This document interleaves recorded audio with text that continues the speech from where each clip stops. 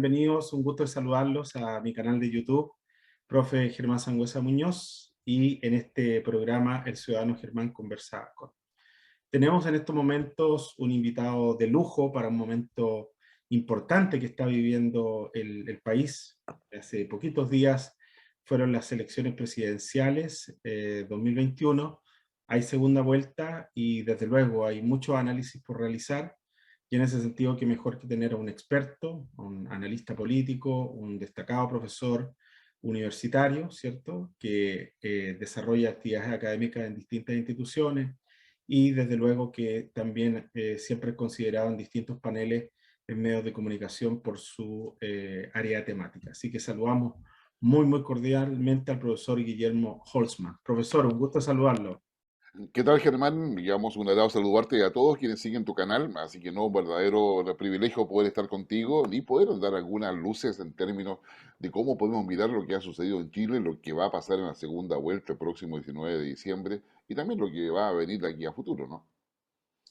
Exactamente, hace algunos meses tuve la posibilidad de poder entrevistarlo en un escenario que estaba más cercano a las elecciones de convencionales, constituyentes, y ahora obviamente hace poquitos días tuvimos la primera vuelta, ¿cierto? No, ningún candidato obtuvo el porcentaje que se necesita para obtener la investidura para la presidencia de la República, pero ya tenemos dos candidatos.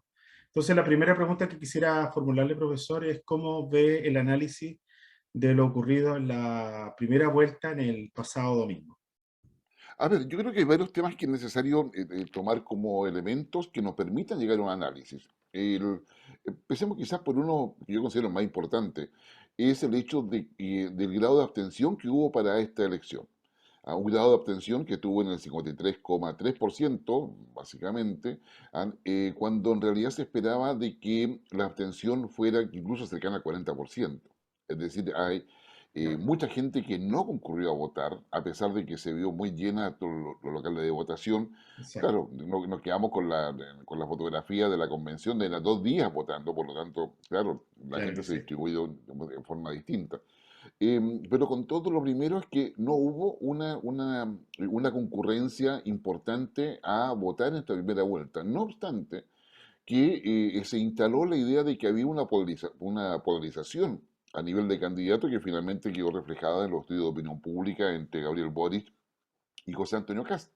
Sin embargo, digamos, lo que uno miraba es que esta polarización que estaba en las redes sociales, que estaba reflejada incluso en las encuestas, no estaba reflejada en el día a día de nosotros. Es decir, Ujú. ni tú ni yo cuando andábamos en la calle, nos reuníamos con amigos, o en otras instancias estábamos peleando por el candidato que a cada cual le pudiese gustar. Más bien, le primó algo que en comunicaciones, y tú lo sabes muy bien, es la espiral del silencio.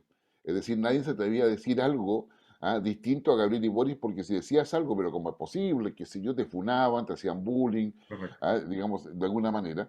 Y eso está dando cuenta de un comportamiento político distinto en Chile, donde la gente está ocultando su opción presidencial o su opción electoral, y que finalmente nos está dando sorpresa en los resultados.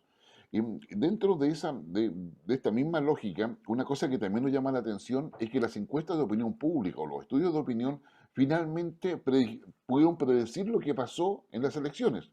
Claro. Luego de varios meses, o sea, desde el año pasado, en realidad, que las encuestas no daban ningún acierto en términos de lo que pasaba en las elecciones, y en esta oportunidad sí. Donde estaba un poco más perdido probablemente, que ni tampoco tanto, en el tercer y cuarto lugar. Claro. Pero era evidente de que por fin las encuestas dijeron lo que efectivamente pasó. Otro dato importante para poder entrar a análisis recién es el hecho que ningún candidato obtuvo más del 30%. Ahí, más allá de que José Antonio Caz haya obtenido 2 puntos de diferencia por sobre Boric, ¿ya? Está bajo el 30%. Y eso significa de que la segunda vuelta queda abierta, de alguna manera, pero también significa de que los candidatos no lograron capturar, ni capitalizar, ni encantar a un electorado para poder lograr sobre el 40%. ¿Por qué es importante este dato? Porque si uno va a la historia electoral de nuestro país, normalmente había sucedido que obteniendo un candidato más del 40% y ganándole al que le seguía, Claro. normalmente, digamos, tenía asegurada su elección en la segunda vuelta. En esta oportunidad, digamos, desde el punto de vista de análisis, no queda de esa manera, no está cantado, si me permiten decirlo de esa forma, de que José Antonio Caz vaya a ganar en la segunda vuelta. Y como tampoco está cantado que sea Boric el que vaya a ganar. O sea, vale decir, Ujú. no es la elección queda completamente abierta. Otra cosa relevante de esta primera vuelta, que no hay que olvidarlo, es que también se eligieron a 155 diputados, digamos, a prácticamente la mitad del Senado, a solamente los senadores que representaban regiones pares y la región metropolitana, y también se elegían los consejeros regionales.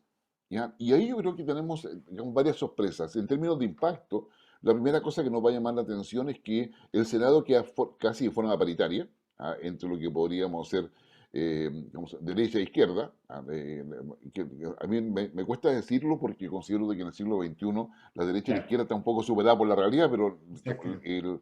todo el debate político nuestro gira en torno de derechas e izquierdas. En los cores hubo mucha sorpresa de gente nueva llegando a los cores, de otros partidos políticos. Tenemos cerca de 40 partidos políticos, van a sobrevivir como 20, ¿ya? Porque hay muchos que pierden su calidad de partido legalmente inscritos al no obtener la cantidad de votos necesarios o los diputados necesarios conforme a la legislación electoral nuestra. Entonces, yo diría, ahí también dentro de eso, más allá de la paridad en que uno puede encontrar, los partidos políticos tradicionales han perdido votos. Y han perdido escaños, quizás el más representativo en este aspecto es el Partido Radical, quedó solamente con 4 diputados. El PPD también bajó, el PS digamos, también bajó, aun cuando mantuvo un número importante. Y los mejores evaluados probablemente son los partidos de la UDI y Renovación Nacional, que logran mantener un número importante de diputados. Pero todos los partidos, más allá que hayan obtenido diputados, han bajado su votación. Y eso no debe ser una alerta al respecto. En consecuencia, esta primera vuelta nos deja con la sorpresa de que esta polarización artificial que estaba en los sondeos de opinión se instala como una polarización real. Y esa polarización real tiene, por una parte, tanto en el caso de José Antonio Caz como de Boric, algunas, algunas, algunas cuestiones ideológicas relevantes. Boric mantiene su idea de que hay que acabar con el modelo neoliberal, acabar con la FP, etcétera. Digamos, perdón, de alguna forma, Boric mantiene también la idea de esa revolución allendista inconclusa, a mi parecer que algunos grupos dentro de los conglomerados de izquierda que lo apoyan la siguen manteniendo como una bandera. Y por el otro lado, por José Antonio Caz, tenemos un candidato conservador, neoliberal, que va a defender el modelo, y con un déjà vu de Pinochet. Es decir, donde también hay unos grupos así que, unas minorías que plantean de que, digamos, hay que volver a la lógica de Pinochet, y los dos candidatos hoy día se están enfrentados, o sea, colocando todo eso, pero a su vez, yo vuelvo a insistir, esta polarización que ahora parece real, ¿ya? Porque es coherente con lo que dijeron los estudios de opinión pública, Correcto. no pareciera estar en el ambiente. Es decir, los candidatos que se dijeron muchas cosas en la primera vuelta, en los diferentes debates, en definitiva, no están, digamos, el resto de la sociedad pareciera no seguirlos en esa lógica de polarización. Sí, no cabe duda que los cercanos a ellos, los grupos, porque pensemos que José Antonio Caz hoy día está tratando de aglutinar y generar una suerte de alianza o acuerdo político entre los partidos de centro-derecha, entre los independientes de derecha o la derecha dura, si se quiere, para poder llegar a un caudal de votos. Sin embargo, con todo eso no le alcanza. Y Gabriel Boric, lo propio, digamos, ha tratado de manejar la relación con el Partido Comunista, un Partido Comunista, dicho sea de paso, que por primera vez desde el retorno a la democracia obtiene 2 senadores. ¿Cuál es la Exacto. novedad? Que ninguno de esos 2 senadores es Guillermo Tellier. Guillermo Tellier, presidente del partido, quedó fuera. Claro, Y quedó fuera, con todo el esfuerzo que el Partido Comunista hizo para que saliese. ¿Ya? Quedó exactamente. fuera. Y el Partido Comunista saca, ¿no es cierto?, esos 2 senadores. Entonces, el Boris tiene que lidiar con ese Partido Comunista, tiene que lidiar con una cantidad de grupos emergentes, Revolución Democrática, qué sé yo, comunes, otros movimientos ideológicos, con un amplio abanico de pensamiento de izquierda, reformista, revolucionario, no sé, fundacional, hay de todo hoy. ¿Ya? ¿Ya? Y los dos llegan a una misma conclusión, en la misma noche, cuando se saben los resultados. de que no pueden ir más, ni más a la izquierda ni pueden ir más a la derecha, y que la única posibilidad de poder llegar a la segunda vuelta con alguna opción de triunfo es ir hacia el centro. Exacto. Y ahí comienzan las volteretas tanto de Boris como de Kast, para poder decir que lo que dijo se puede interpretar de otra manera, que lo que dijo no es tan así, pero que es necesario unir a todos, en fin, y que hay un cambio radical de discurso. Y yo destaco esto porque nuevamente llegamos a que esto es una polarización, yo diría artificial. Esto, a contar del resultado del 21 de noviembre, se transformó en una simple y ya tradicional competencia por quién llega al poder. ¿Ya? Digamos, y con todos esos elementos, con ese déjà vu allendista, ese déjà vu pinochetista, con la idea de la refundación, con la idea de que no vamos a ser Venezuela, pero tampoco vamos a estar al servicio de Estados Unidos, del imperio, y nos movemos dentro de todo eso. Entonces, yo diría que los resultados no dejaron de llamar la atención. ¿Por qué? Porque en definitiva se deja a quienes más pierden, sin lugar a dudas, Sichel y Proboste, Sebastián Sichel, que había levantado una candidatura que supuestamente representaba a la derecha liberal, Okay. y quedó en un cuarto lugar muy cercano, que se llama Franco Parisi. Y aparece la política digital representada por Franco Parisi, Así es. o la digitalización de la política, como usted quiera, o la política de Internet, como usted quiera llamarle, pero finalmente un candidato que no estuvo en ninguna cosa acá dentro del país, todo lo que hizo, el triunfo lo vivió en Alabama, donde está viviendo actualmente, y donde consigue alinear no solamente una cantidad, casi prácticamente 1 millón de votos, Exacto. pero donde además obtiene 6 diputados. ¿Ah? O sea, es decir, la gente votó por eso. Si usted quiere entender a Franco Parisi, y más allá de lo que él dice y lo que es el partido de la gente que él formó, y que es el partido que más militantes tiene en Chile, y todo esto digital. O sea, es decir, por lo tanto, acá hay un fenómeno que a lo que nos dedicamos a análisis nos va a costar bastante poder, o vamos a tener que trabajar muy duro para poder dilucidarlo exactamente de qué se trata. Exacto. Franco Parisi representa un poco el planteamiento que a nivel internacional lo hemos visto en Estados Unidos, lo hemos visto en Europa, se conoce como libertario. Acá en América Latina, quien es un buen representante de eso es Milei, un candidato que en la provincia de Buenos Aires obtuvo la tercera mayoría, y que igualmente irrumpió en el panorama electoral de Argentina en las pasadas elecciones, que fueron una semana antes que las chilenas. Entonces, y que ya se perfila como candidato presidencial. Entonces, pero también Parisi de alguna forma logró como recoger los votos de los que no estaban contentos con todos los candidatos. A Exacto. los votos, ¿qué es el voto castigo? Yo llamaría, o el voto digamos, con bronca, donde no me gusta ninguno, así que voto porque nadie espera a Parisi. Bueno, la cosa entonces es que la votación de Parisi es bastante, yo diría, entremezclada. No obstante de reconocer que él ha logrado instalar la política digital como un elemento concreto y cierto, y de lo cual no tenemos suficiente legislación. O sea, de hecho, por ejemplo, nuestra legislación no exige que los candidatos estén en Chile, porque a Exacto. nadie se le ocurriría, nadie se le ocurrió cuando hizo la ley de que podría haber un candidato virtual. Entonces, no se pudo hacer nada porque la ley no lo prohibía. Entonces, es la razón por la cual, qué sé yo, finalmente París está allá, hace Zoom con toda la gente, o se conecta por alguna de las plataformas, y ese Franco Parisi. Incluso Arte subió su votación, ya, que sí, con Exacto. respecto a los otros años. Digamos, el Marco Enrico Minami bajó votación.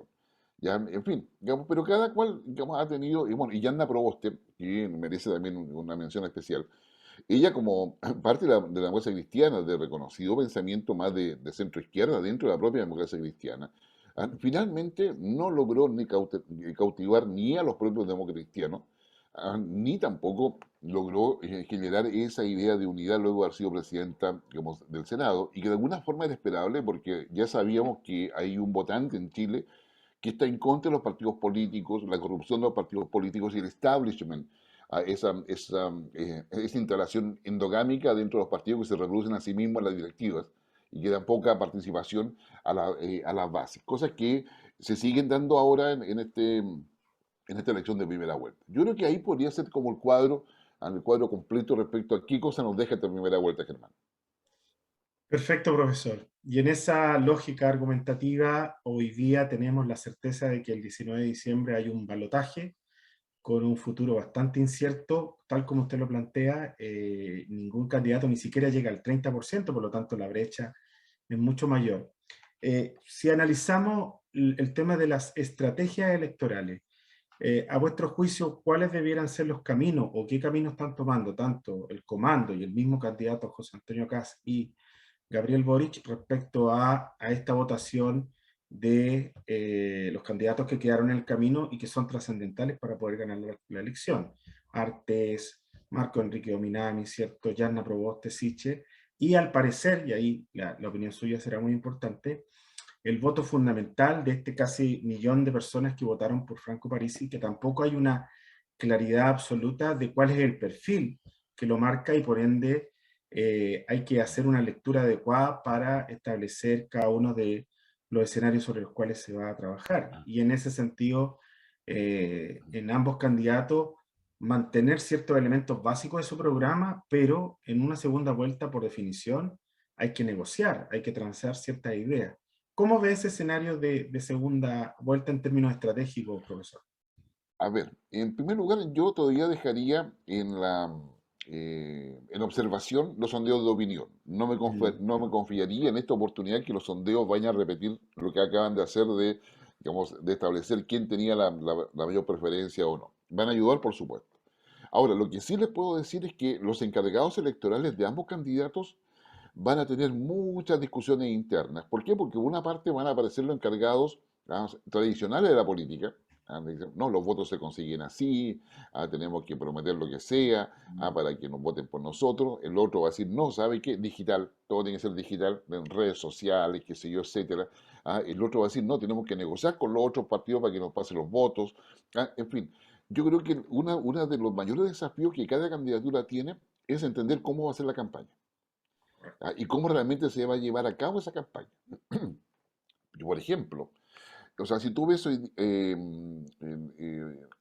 bueno, ya, vamos por ese. Si tú ves, por ejemplo, hoy día Gabriel Boric, Gabriel Boric, ¿qué cosa ha pasado con Gabriel? Aparecieron, bueno, apareció la presidenta del Colegio Médico apoyándolo, qué sé yo, apareció como una cantidad de figuras que tú lo recuerdas en el gobierno de Bachelet, cuando era nueva mayoría. Lo recuerda incluso en la concertación.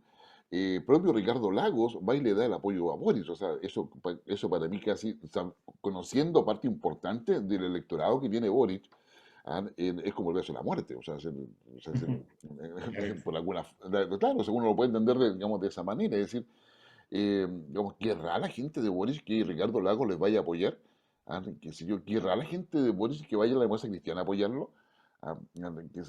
O sea, cuando ya hemos visto en la Convención Constituyente, hemos visto fuera de ella, en el Congreso, un debate y yo diría, y una animosidad, por decirlo fácil o simple, en contra de los partidos políticos tradicionales y contra los partidos políticos que formaron la nueva mayoría y formaron, ¿no es cierto?, la concertación anteriormente. Entonces, creo que está ahí. Y lo propio está pasando con José Antonio Kast, porque están los grupos pinochetistas, ¿no es cierto? Digamos, están lo que quedaron ahí, como en cerca de Kast, los liberales que estaban con Sichel quedaron un poco boteando. Bueno, vamos con Sichel, no vamos con Sichel. Es que hay que ir porque, o sea, con Kast hay que ir porque se nos viene el comunismo.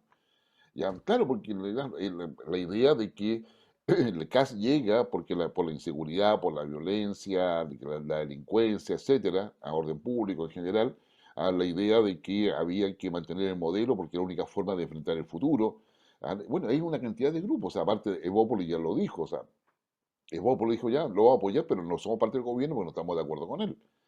Entonces vienen los apoyos condicionados. Bueno, los dos están viviendo un mundo extraño, ya, qué sé yo, un mundo extraño y que yo percibo, conforme los estudios que hasta ahora conocemos y lo que uno también analiza, de que eso como que al ciudadano común y corriente ah, n- no lo entiende, o sea, no que no lo entienda, sino que no vea que sea lo importante. ¿Ya? Claro. Entonces, y cada uno ahora está tratando de poder adecuar su programa. ¿Qué credibilidad va a tener eso? No lo sé. Yo creo que el que va a tener más dificultades para adecuar su programa va a ser Boris. Ya. Ya, digamos, ya. Básicamente porque Boric, en la primera vuelta, él representaba a toda la izquierda. Exacto. digamos, no había nadie. O sea, digamos, Artés es un representante, yo diría, ortodoxo del comunismo soviético del siglo XX. ¿Ya?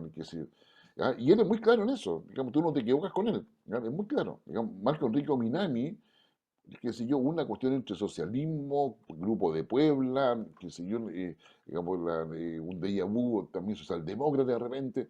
¿Ya? Y entonces, Franco Parisi con esa nueva propuesta que sorprende, ¿ya?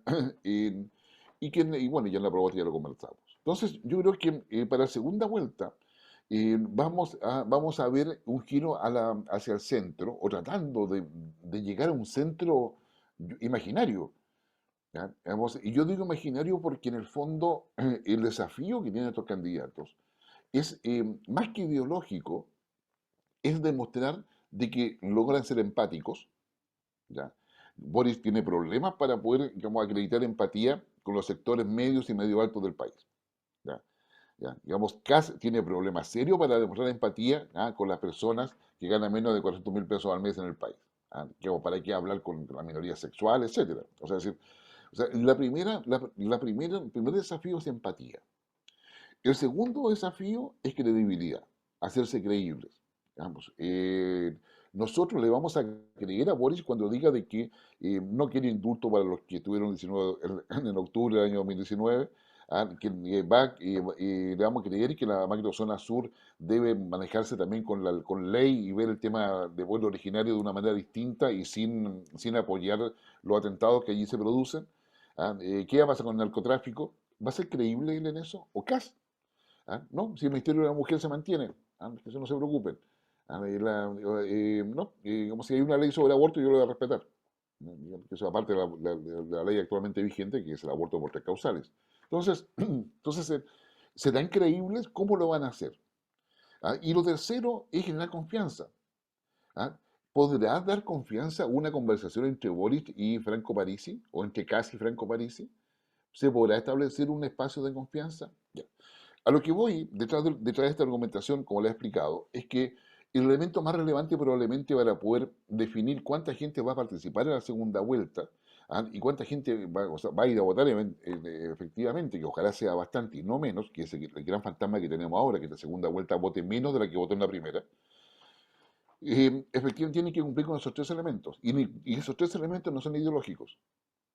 Porque la gente quiere resultados, pero para que haya resultados tiene que haber empatía, tiene que haber credibilidad, tiene que haber confianza.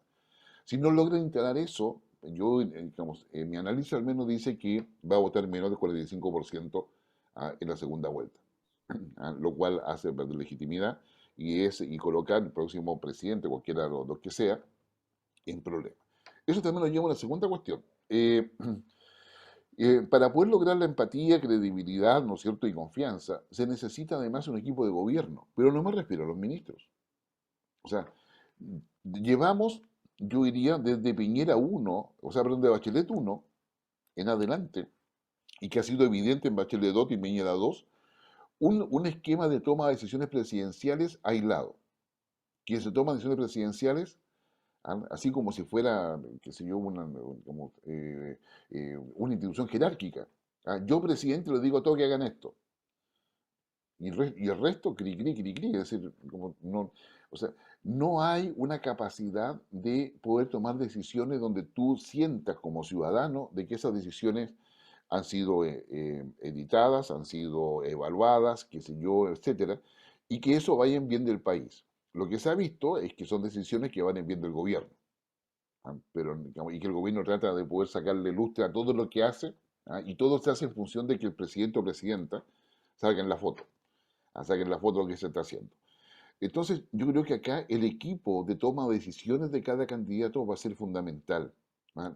Yo tendría a pensar que los asesores electorales van a decir que eso no importa, lo que importa es la figura, pero yo creo que ahí se pueden equivocar. Yo creo que importa saber no solamente quiénes pueden ser potenciales, o sea, insisto, los ministros no son tan importantes.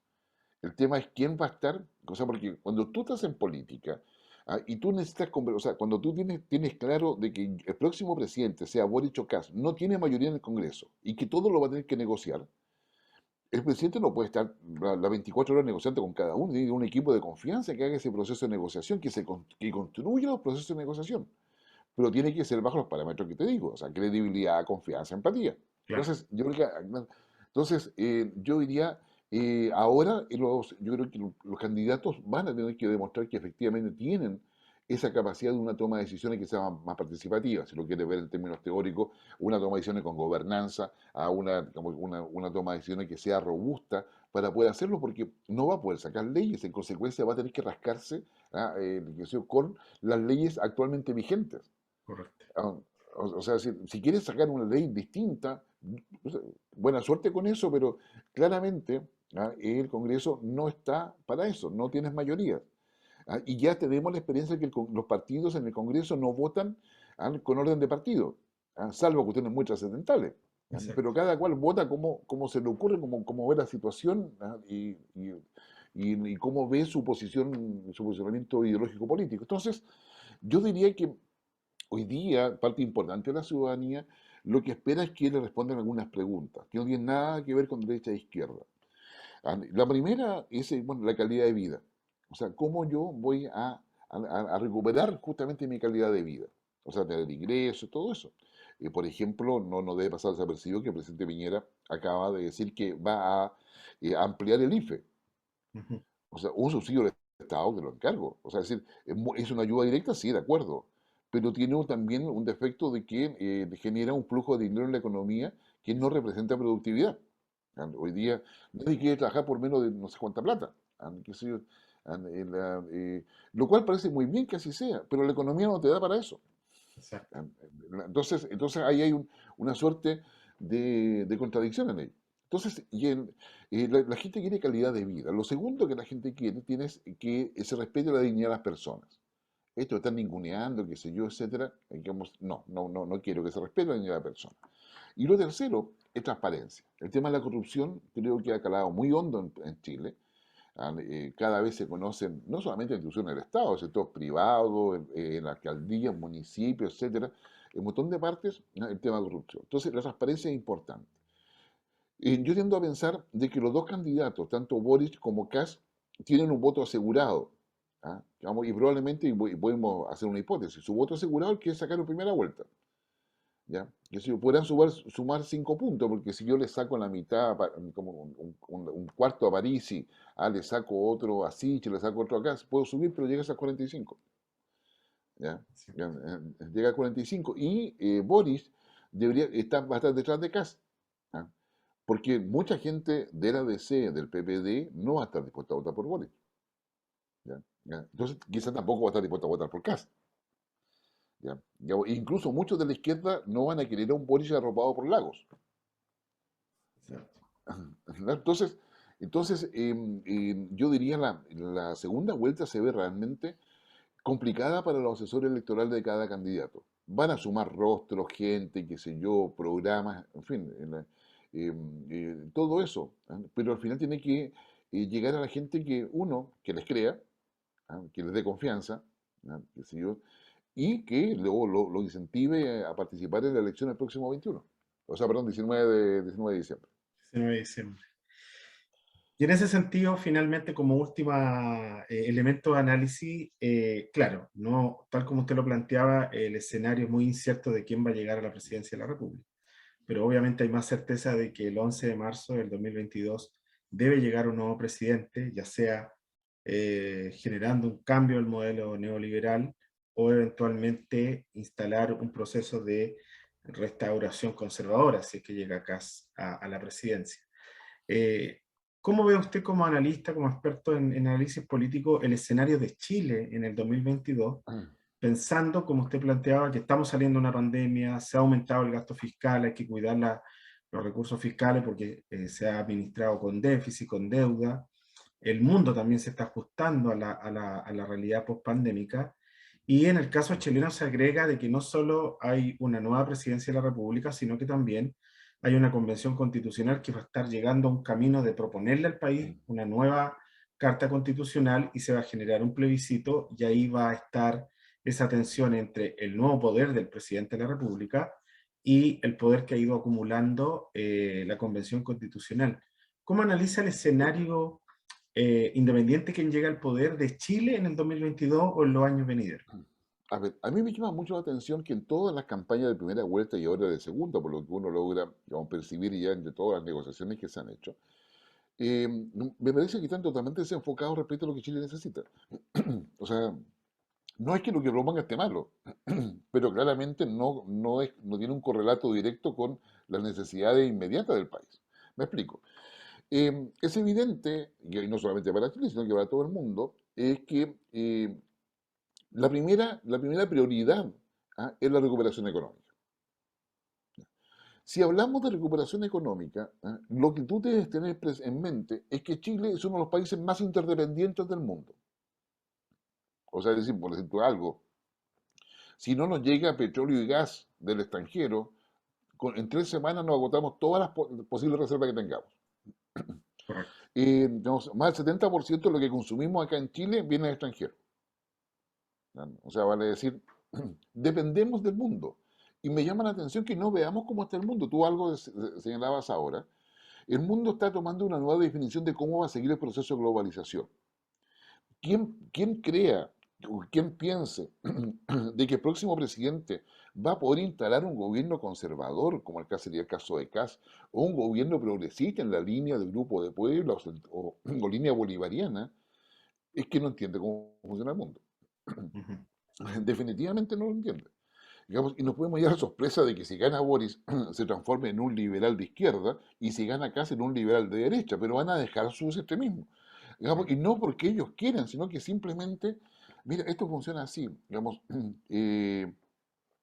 China, que tiene tantos inversiones en nuestro país, le va a decir: "Oiga, usted o hace que el mercado funcione o simplemente no le compro". Y si China nos deja de comprar, como le pasó a Australia en algún instante, también China lo hizo con algún país europeo, la economía, digamos, o sea, para una economía como la nuestra, es un terremoto grado 15, ni siquiera 10, es un terremoto grado 15. Entonces, tenemos, yo creo que, elementos para poder sostener de que, digamos, toda esta idea refundacional y todo lo demás, que me parece como un debate muy interesante, muy democrático, muy necesario además, pero con muy poco realismo. Digamos. El voto de la gente es pragmático. Hoy día ellos quieren libertad, igualdad y justicia todo al mismo tiempo. Exacto. Exacto, todo al mismo tiempo. Entonces, no hay ningún partido que ofrezca eso. Entonces, yo diría que para lo que viene, la recuperación económica, dependemos del mundo. Porque si no hay estabilidad, el Fondo Monetario no te va a pasar plata. La OSD no te va a facilitar la vida. El Banco Mundial no te va a ayudar con las inversiones. Y así sucesivamente. Exacto. Las inversiones tampoco van a llegar. Entonces, si no tenemos inversiones, o sea, acá es pragmatismo. Es decir, pensar que va a haber más plata porque está acá, o que va a haber más inversión extranjera, me refiero a que está acá o porque está Boris, no. Y por eso el tema que conversábamos antes, qué confianza generan ellos, qué credibilidad son capaces de colocar en la mesa, qué empatía tienen con la sociedad. Entonces yo creo que la primera cosa es recuperación económica. Lo segundo tiene que ver con, yo diría, el cambio climático y la sequía en nuestro país. Ujú. ¿Ya? Ahí hay que tomar medidas urgentes. ¿Ya? Primero porque somos parte del mundo. Ahí uno puede agregar, sumarnos al pacto migratorio, etcétera, que se está en sintonía con el resto del mundo, porque la única manera en que Chile pueda salir adelante es tener una adecuada proyección en el escenario internacional, fortaleciendo el multilateralismo. Porque es así donde se consigue la ayuda, las alianzas, una serie de cosas. Tenemos que perfeccionar los acuerdos de libre comercio. ¿Ya? Digamos que ¿para qué perfeccionar cómo? Para que incluyamos y bueno, volvamos a negociar e incluir transferencia tecnológica. Necesitamos una nueva plataforma de industrialización que nos permita subir los salarios. O sea, y eso significa meternos en la cuarta revolución industrial. Estos son los temas esenciales. ¿Ya? O sea, Exacto. o sea, por ejemplo, ¿hacia dónde va el mundo hoy día? Va a la cuarta revolución industrial. ¿Qué significa la cuarta revolución industrial? Y todos lo leemos: inteligencia artificial, robótica, automatización, ah, autosustentabilidad, etcétera, etcétera. Ya. Yo le digo nada más lo siguiente. Ok, si eso es así, ¿qué cosas estamos exportando nosotros para poder apoyar esa cuarta revolución industrial? En esa línea, nada, nada. O sea, nuestra meta debería ser, no sé, o sea, el próximo robot, bueno, el dedo gordo del pie, ese robot lo vamos a hacer nosotros. O sea, esa es más o menos, digamos, digamos, la perspectiva que debemos tener.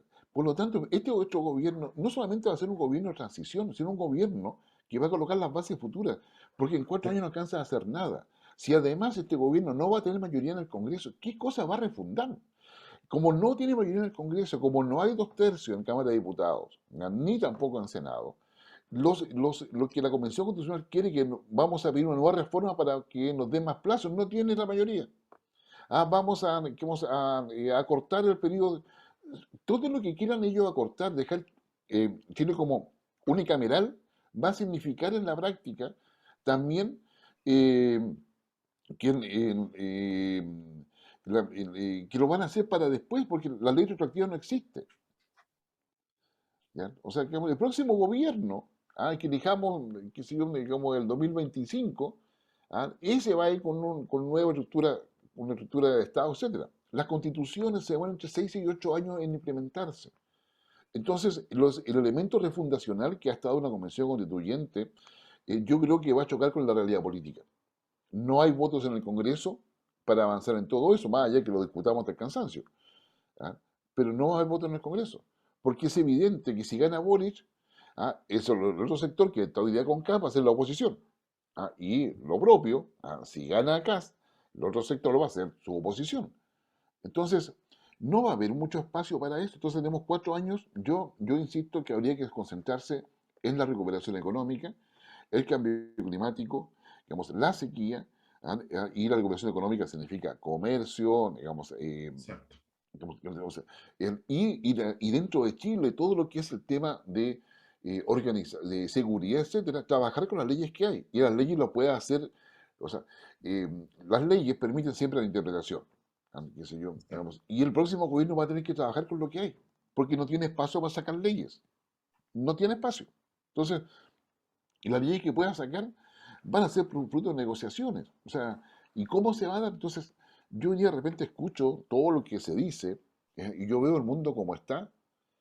eh, Mira, solamente para que quienes te siguen, miren, vean cómo está Perú. Quizás cuando esto se emita, Pedro Castillo está saliendo de una petición de vacancia en el cargo, una acusación constitucional, sería en el caso nuestro. No sé cómo va a resultar, que eso se presente el lunes. ¿Ya? Digamos, ¿y por qué? Porque tiene que estar alineado con el mundo. Pregúntale a Guillermo Lazo, recientemente electo como en Ecuador. Pregúntale a Arce, como en Bolivia, con todo el apoyo que tiene de Evo Morales, porque muchos dicen que el que está gobernando ahí es Evo Morales. Pero le hicieron una huelga de 2 semanas hace un mes atrás. ¿Ya? Fue no menor, no es el caso que me extienda en explicar eso, pero el dato está. Y veamos lo que le acaba de pasar a Alberto Fernández en la última legislativa, al que se yo, digamos, termina en Argentina. Entonces, o sea, y preguntarle a Fernández de Argentina por su relación con el Fondo Monetario. Argentina tiene que renegociar 42 mil millones de dólares, si mal no recuerdo. Ya. 42 mil millones. Po. O sea, ¿ya? Y el Fondo Monetario lo está pidiendo certeza. Entonces, ¿de qué mundo estamos hablando? ¿Ya? O sea, si Chile, como ya sea con Boric o con Kast, tenemos un grado de dependencia donde nuestra capacidad de movimiento es limitada. Pero además Chile es referente a nivel global. Por lo tanto, también hay oportunidades. ¿Ya? Exacto. Pero acá se requiere un gobierno que actúe de manera, y no lo digo peyorativamente, inteligente en términos de usar lo actual. Exacto. Porque igualmente, digamos, tú no puedes dejar de lado, con otro término, no puedes dejar de lado de que la sociedad quiere cambio y transformación. ¿Ya? O sea, tenemos que acometer eso. Pero, o sea, pongámonos de acuerdo, o sea, primero recuperemos la economía, pero vamos trabajando en esa cosa, en esa mirada a largo plazo, y yo creo que esa mirada a largo plazo va a ser, yo diría, uno de los grandes aportes que quien gane va a tener que asumirlo, porque todo el mundo va a estar viendo que 4 años es poco, Exacto. que la Convención Constituyente supuestamente estaría entregando su borrador en julio del próximo año. Después, los 2 meses siguientes, iríamos al plebiscito de salida. Supongamos que se aprueba.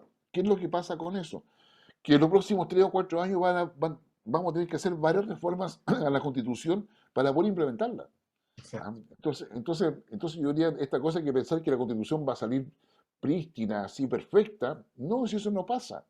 Eso no sucede. Entonces yo diría que las prioridades son bastante claras. Y como te digo, quizás escuchándome, quien esté me diga, no estoy de acuerdo con usted. Bueno, qué bueno que no esté de acuerdo conmigo. Pero también usted considere de que si no hay recuperación económica, todo lo demás es solamente poesía lírica, Claro. digamos, y no es más que eso. Claro, porque es el medio para lograr los propósitos más importantes. Y en ese último análisis que usted planteó, quien gobierne también tiene que restituir la confianza, el diálogo y la gobernabilidad que se ha perdido. Esa situación que se hablaba de los 90, una transición que fue hecha con harta Sí. cohesión social, con harta comunicación. Y hoy día estamos en un escenario en donde las confianzas se perdieron, el respeto a la diversidad de opiniones también se ha ido perdiendo. Y en ese sentido, cualquiera que llegue al poder también junto a todo el análisis final suyo, se plantea como un gran desafío. A vuestro juicio, ¿cuáles son las claves discursivas para comenzar a avanzar en volver a tener esa cohesión y esa institucionalidad política y social que era un caso de estudio positivamente para Chile en América Latina y en el mundo? A ver, yo creo que, y voy a seguir con la misma lógica de que la política hoy día se mueve por subjetividad y emociones. Ujú, No se está moviendo por lo hecho concreto, es como yo lo percibo, como yo lo siento, como, digamos, eso está generando, digamos, comportamiento político o electoral. Y por eso yo menciono la empatía, ¿no es cierto?, la confianza, la credibilidad.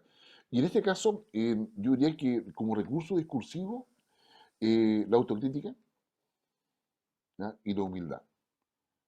¿Ya? Yo creo que yo creo que los dos están recurriendo a esos elementos, al menos tratando de aparecer como humildes, ya que eso tiene que convencernos todavía, ya, ambos dos, como dijo el Guaso, y, y eso también con una autocrítica, o sea, digamos, tiene que haber una autocrítica que es necesaria. Es decir, los dos llegaron, yo diría, impensadamente. Yo creo que José Antonio Caz no imaginaba que iba a pasar a la segunda vuelta. ujú. O sea, basta ver su cambio de discurso a medida que se iban avanzando en la encuesta. Y le creyó a la encuesta, bueno, ahí está el resultado. Digamos, Gabriel Boric, digamos, pensaba que estaba todo ok. O sea, estaba, como, él sí o sí iba a pasar a la segunda vuelta porque representaba un sector importante. Pero que en minoría, si, digamos, o sea, que en Chile nadie tiene una mayoría per se. Exacto. Entonces están representados como, en sus tercios. Entonces, la verdad es que el elemento discursivo va a tener que tener también un tema de mirada hacia adentro, ¿ah? De los propios, parece ridículo. En los grupos de Boric, imagínate, o sea, está la desconcertación, la nueva mayoría, digamos que si yo, la izquierda que piensa que hay una revolución incompleta que Chile tiene que hacer, que si yo, está hablando de Allende, digamos, los allendistas.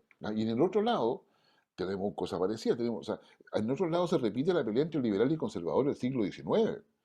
Ah, O sea, decir, entonces, por favor, estamos en el siglo XXI y sucede que todo lo que estamos hablando, o sea, en cuanto a la diversidad étnica, sexual, etcétera, estamos hablando de minorías. O sea, no estamos hablando de todo el país, o sea, no son mayorías. Entonces, nuestra política ha quedado encerrada en las minorías y en términos discursivos le corresponde a los candidatos reconocer las minorías, qué sé yo, pero no quedar atrapadas con ellas. Porque lo que estamos viendo es que los dos candidatos quedan atrapados en esas minorías.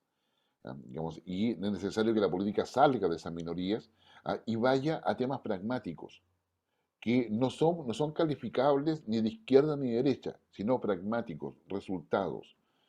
Tú necesitas, al igual que yo, saber que el próximo año vamos a tener clase, que vamos a tener los recursos para hacerlo, que nos van a, que vamos a evaluar como profesores, como académicos, y si somos asesores nos van a evaluar también, pero que hay gente que está interesada en poder saber eso y va a pagar para eso y eso le da alimento a mi familia, le va a dar alimento a muchas otras personas. O sea, todos participamos con la medida de nuestras capacidades para todo eso, pero no podemos estar pendientes de la minoría intensa. El otro tema discursivo que es muy relevante es el tema de la corrupción. O sea, y la corrupción estamos hablando del tráfico de influencia porque somos amigos de, oye Germán, oye tú estás en tal parte, ¿por qué no me consigues tal cosa? Claro. Y tú me puedes decir, ¿sabes, Guillermo? Pucha, somos re amigos, pero la verdad es que anda tú. Como si o sea, y nosotros hemos acostumbrado al amiguismo, qué sé yo, partamos por ahí. ¿Ya?